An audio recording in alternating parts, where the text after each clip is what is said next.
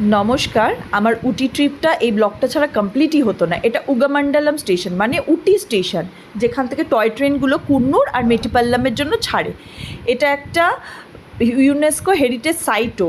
এত সুন্দর প্ল্যাটফর্মটা না, ভাবা যায় না, মানে দারুণ। এখানে একদম স্টেশন রেস্টুরেন্ট, এটা এখানে অবশ্যই খাবে, চা কফি ভাজা সব পাওয়া যায়। এবার আমাদের ছোট্ট ট্রেনটা চলে এসছে। আমি সেকেন্ড ক্লাসে বুকিং করেছিলাম, সেকেন্ড ক্লাসটাই বেশি খোলামেলা।